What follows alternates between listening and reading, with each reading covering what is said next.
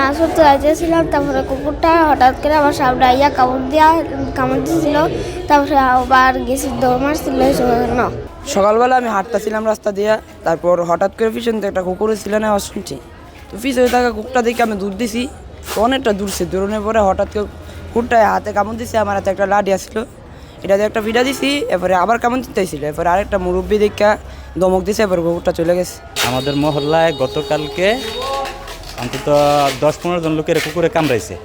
কামড়ানোর পরে গতকালকে কামড়েছে। আর আজকে সকালবেলা 8টা সাড়ে 8টার দিকে এরকম আমার ছেলে রাস্তা দিয়ে হাইটে যাইতে ছিল, তখন আমার ছেলের পিছন দিয়ে হাতে কামড় দিছে। দেবিদ্বার সরকারি হসপিটালে কোনো ভ্যাকসিন নাই আমাদের এলাকায়। প্রায় আজকে আর গতকালকে মিলাইয়া 25-26 জন লোকের কুকুরে কামড়াইছে। আমার ছেলেরও আজকে সকালে কামড়াইছে। এখন আমরা দেবিদ্বার আসছি, কোনো ভ্যাকসিন নাই, বাইরে থেকে কিনা ভ্যাকসিন দিতেছি। আমার ছেলে মসজিদে নামাজ পড়তে যাইতে লইছে, এই মসজিদের কোনার কাছে যাই ছাড়ছে, এই কুকুরে দিছে কামড় দিয়ে গোস্তগুলো খুলে লয়ে গেছে।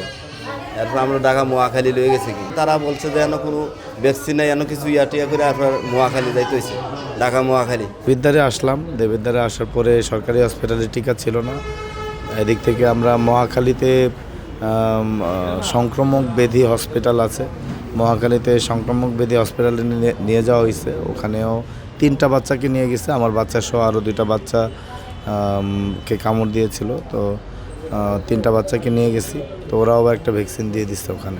আমার ছেলেকে আসলে ঘাড়ের মধ্যে কামড় দিয়েছে, যেটা ঘাড়ের মাংসই নিয়ে গেছে, পিঠের মধ্যে কামড় দিয়েছে, তারপরে আপনার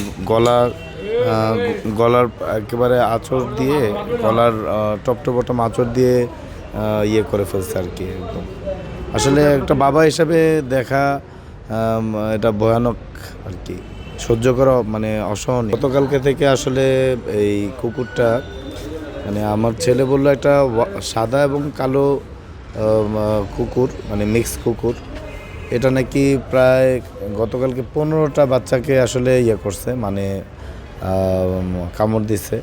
এবং আমরা যখন ঢাকা চলে গেলাম বাচ্চা 3 জনকে নিয়ে, তখন একটা মহিলাকে কামড় দিছে। তো আমরা যখন হসপিটালে আসলাম, একটা জিনিস খুবই দুঃখজনক, আমাদের সরকারি হসপিটালে পর্যাপ্ত ভ্যাকসিন তো নাই।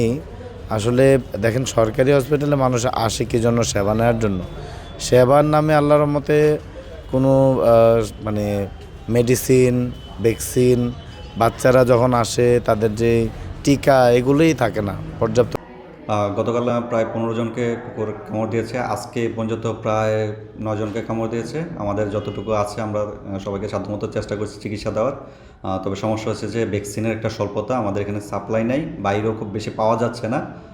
তো যাদের সমস্যা হচ্ছে তাদেরকে আমরা কুমিল্লায় বা ঢাকা রেফার করতেছি। কুকুরের কামড়গুলো খুব সাধারণত যা হয় যে সাধারণত আঁচড় বা ছোটোখাটো কামড় হয়, কিন্তু বর্তমানে যে পেশেন্টগুলো আসতেছে খুব মারাত্মকভাবে পেয়ে আসতেছে। একজনকে তো গলায় কামড় দিয়েছে, সেখান থেকে মাংস প্রায় অনেকটাই ছিঁড়ে গেছে। তো এই পেশেন্টটাকে আমরা ঢাকায়